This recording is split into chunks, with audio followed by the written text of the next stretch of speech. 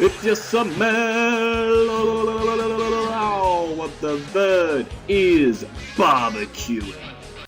G'day jabronis, it is the Verd back with you again, and yes, I know, okay, I'll explain the elephant in the room. Why are we doing another draft again? Because clearly that's the only thing wrong currently with what you're seeing on your screen. Well, the reason we're doing the draft again is because there were issues with the Pokebank update where a lot of people were worried that the Megas would not be released with Pokebank, and that's an issue because if the Megas aren't released, then a lot of the Megas that were drafted, mine included, will not be legal within the game. And so because of this, because we wanted this league to progress, throughout the season and whatnot, we came to a decision. We said, okay, basically everybody that's drafted a Pokemon can choose one of those Pokemon to franchise, more or less. And I had no choice. I was franchising Nidoqueen regardless because my franchise from last season. But everybody else got to pick one Pokemon from the team that they had drafted that wasn't their Mega from that initial draft, and got to keep it. And then we drafted kind of around that. So this is kind of me now covering the new draft, I suppose, that I have. But in some ways, I like this draft compared to the last one, but in other ways, I don't. But I'm going to explain to you how my draft went, and if you do enjoy it, like this video, that would be fantastic. Subscribe, comment, all that good stuff. But without further ado, let's crack on into it. So obviously, first overall pick for me was Nidoqueen because it was my franchise. Her name's China, as you all should know by now. Sheer Force is just an amazing ability. Like, I don't really need to go, I feel, into too much depth. The bulk is phenomenal. The stat distribution is just so good. There's not really a bad stat out of the bunch, especially with Sheer Force packing on as well. So definitely very happy with China as the first member of the team, and like, she will lead us again. I did make a statement, and I will say it again. If I do win this league, I will be getting China tattooed right here on this shoulder if I do win. But we have to win in order for it to happen. Anyway, moving on. And I decided to go with something that I didn't expect to be available when it came down to me. I was more than content just picking up Victini again, because I like Victini. Then Victini got sniped, so I was like, oh, okay, whatever, that's fine. I'll just find something else. But then this thing, for some reason, was just chilling down at the bottom, and I was like, why hasn't anybody picked this? It was basically second round, to be fair, but I think the reason a lot of people didn't pick this is because they expected the guy to franchise it, but the guy did not choose. I believe it was a Colorado Mamoswine.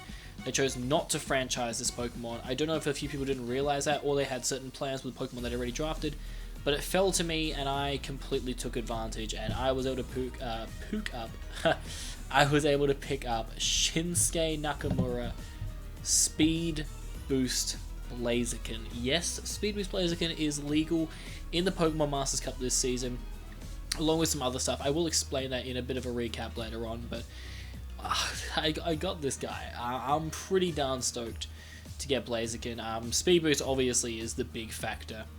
Raising my speed by one stage of return basically means that I can protect and basically be like a choice scarf Blaziken, with the fact that I can then run a life orb or whatnot. The other really awesome things is that I can obviously baton pass speed, which is great.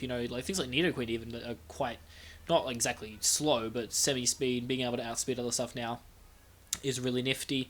It does pair well with my team, but it's just a very hard mon to deal with in general. The fact that it gets Sword Stance, whatnot. It is my first Z-move designated mon, and there are a couple of really nice Z-moves that Blaziken gets that I would love to exploit, but this thing has fantastic, the bulk isn't ideal, but the offense is what I'm looking at. 120 and 110, that's really, really nice to me, and Speed Boost on top of that is just phenomenal. I think this is going to be an amazing Pokemon for us this season. I really hope it does well. I'm very much hoping it can put in work for us. But next up, I went with something that kind of pairs nicely with Blaziken, I feel. I think they have a really nice synergy. It basically covers almost every weakness that Blaziken has. I think it's just a solid mon to also pass speed into. Plus, in the format, it's just a very, very strong mon. So I was pretty happy to pick this guy up. And that was, well, not this guy, this girl, because we have Medusa, the Hydreigon. Now, before you say, well, Verd, you've spelled Medusa wrong, this is how her name was in the WWE. As you guys should know, I always name my Pokemon after WWE athletes, or like wrestlers in general. And Medusa, she was, I think, the first Paul Heyman girl. She was like really good, like amazing female wrestler. If you haven't seen her, check her out. But I decided to go with Hydreigon because, like I said, the synergy with Blaziken is really nice. Plus the synergy actually with Nidoqueen is very solid. The only thing is they're both weak to ice, and obviously Blaziken can cover that to an extent, and I have other things in the back that can cover ice. But then again, as you guys should know, not every team has checks to ice types, and like ice types is a really annoying thing to deal with in the game, especially offensive ones. But regardless, Hydreigon itself is a really strong Pokemon for my team. The overall bulk is a really appealing thing. 92, 90, 90 is great. It's better than some defensive walls, and then the offense is there too, like almost base 100 speed, which is great. 125 special attack, 105 attack, like it's gonna be a great mixed attack, just like Blaziken, just like Nidoqueen. Like everybody knows that my kind of strategy is, you know, using mixed attackers, so you don't know if you're gonna be getting like a Draco Meteor from Hydreigon, or then like followed up with a superpower like out of nowhere. So I think that's gonna be really good. I really do like Hydreigon in the format too. To be fair, I think that it's a little bit underrated in the Sun and Moon format because I guess of the insurgence of fairy types, but I feel, you know, I've already got a few really good ways to deal with fairies, and like Hydreigon can deal with them too, plus with a speed boost, I think it's going to be even scarier. Potentially, I don't know if I'm going to be able to pass speed boost out to it, but it could be a really nice tech. We'll see what happens. I think Hydreigon though in general is just a really solid one for my team. Next up, I picked this guy up in the first draft. A couple of picks back to back where I picked them up in the first draft. I'm not going to really talk about them too much, but I did change one of their names because I didn't have Regirock anymore. I decided to call Zapdos the Rock because it is the most electrifying Pokemon in all of sports entertainment. It is not a rock at all though, but it is it is a rock when it comes to being a solid defensive mon. Like I said, it has 90 HP, 85 defense, special defense. So actually Hydreigon has better defensive stats than Zapdos. Like, let that just sink in a little bit for you to realize that is actually the case. But regardless, it's Zapdos' typing that makes it a fantastic defensive Pokemon. I think, you know, the pressure ability is great, but then the other really nice ability that gets is static, obviously being able to paralyze.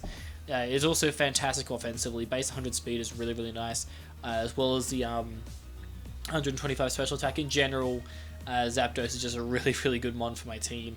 Matches up really well against a lot of things that my opponents may have, and genuinely just really happy that I got this thing again. I think it's going to be really fun to use Zapdos this season. And the other one that I got that was the same as last time was Ryback with the Blastoise. It is my second Z-move mon that I'll be using this season. I'm very excited to be using it. I think, you know, there's a few good Z-moves that Blastoise gets, but again, the bulk is really, really nice, as well as it's got an alright speed stat. And it's got decent offensive, like 83, 85 is not bad by any stretch of the imagination for Blastoise. Definitely can see it putting in work for me this season. I'm very keen to try out Blastoise again. I think it's going to be a really solid mon for me overall for this season. And then finishing off the first 6 Pokemon that I have drafted this season is a new pick for me. I didn't get this guy last year. Initially, I was going to get Cofagrigus because I like Cofagrigus obviously in the format, but I decided to go with this one because I was trying to do something a bit different with my points, and I was going with a bit of a different plan since I had Blaziken plus Hydreigon now, and I decided to go with this guy because he matches up really well with the rest of my team. He is still a ghost type and a good spin blocker, but I think she's going to be a really, really solid mon for us. It's the final Z-move mon as well, and that is Gourgeist, otherwise known as Rosemary. Gourgeist has one fantastic ability, like don't look at pickup.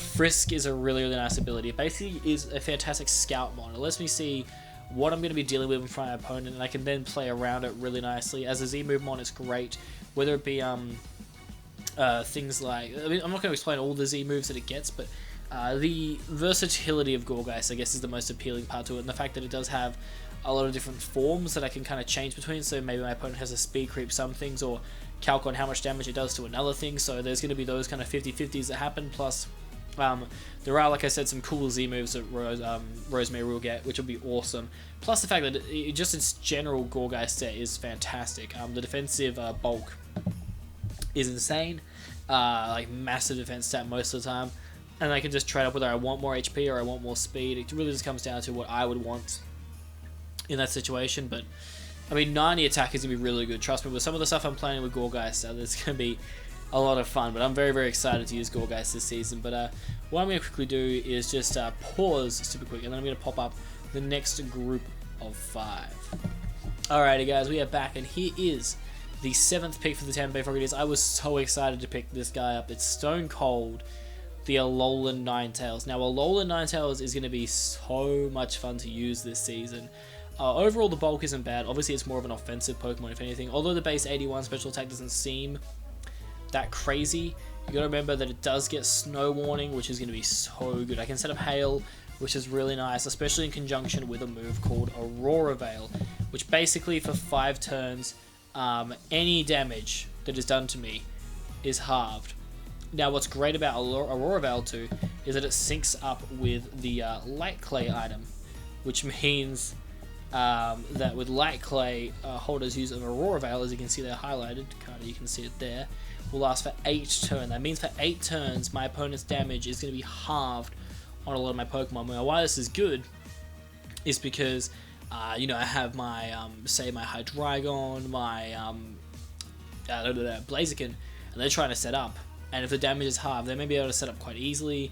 My team might be able to take hits, really well. So overall, it's just a really, really nice tech for me to have. Plus, Ninetales offensively is really, really nice, as well as having some really nice, has some solid tech moves in general. Very excited to use Stone Cold. I think Alolan Ninetales is very underrated too in the format, so really excited to use that. But my next pick finishes off my Fairy Dragon Steel Core.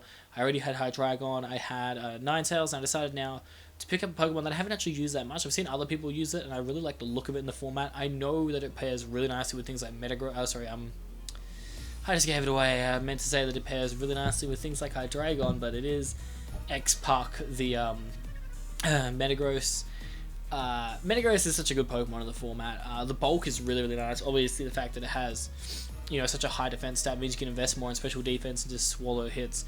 One thing that's also really underrated on Metagross is its special attack stat, which is something I want to maybe highlight this season. Is the fact that people are going to expect, a physically offensive Metagross with that base 135 attack and may not see the specially offensive Metagross coming. Its speed is a little bit lackluster, but like I said, I'm running a speed boost passer in Blaziken, so there is that chance that, Metagross can get that speed up, especially since, against Psychic and Flying types, Metagross can come in quite well and support Blaziken. Obviously against the ground and water types, not as much, but, we'll get to that. I have coverage for that, but I do think Metagross is really good. It's another Stealth Rocker for my team, which was really important. I really want another Stealth Rocker, to be able to deal with that kind of stuff, but very, very happy to get it. Now, the next Pokemon was a bit of a dicey one.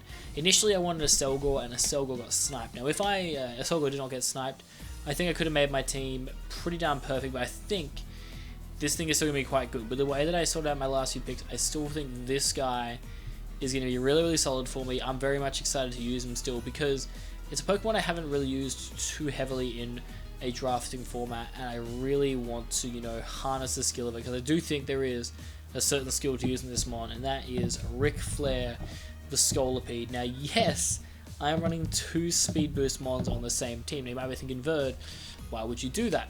Well, the thing is, guys, that I don't just necessarily need Scolipede to be...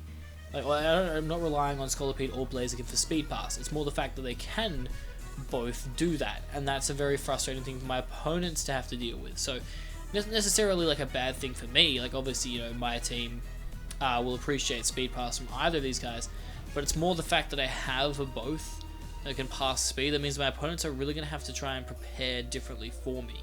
Unfortunately, I can't pass more than one stat with speed, so I can't go for an SD baton pass, or else that would be kind of broken, but I can still pass a lot of stuff with this thing. And also, the other main reason I got it was because I wanted spikes, and I also get T-spikes on this, which means I don't have to run it on Nidoqueen, but I really like the look of the hazards in this format, especially since a lot of guys are going to be running Rapid Spinners, and Rapid Spinners can't really deal with Gorgeisters solidly, unless they're called Delmires.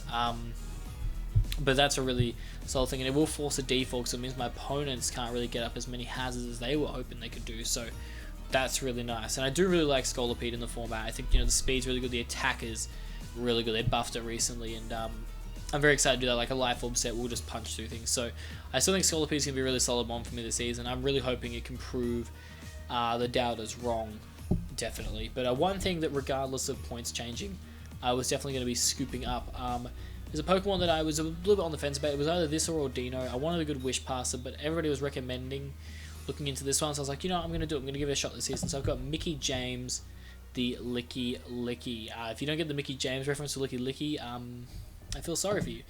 But it's got some really nice abilities. One that's actually really good is the Cloud9. Yeah, it's a little bit counterproductive to Ninetales, but it's more against, say, a Sun team or a Sand team. Yeah, I can kind of shut those down a little bit. I also really like the fact that it gets Oblivious.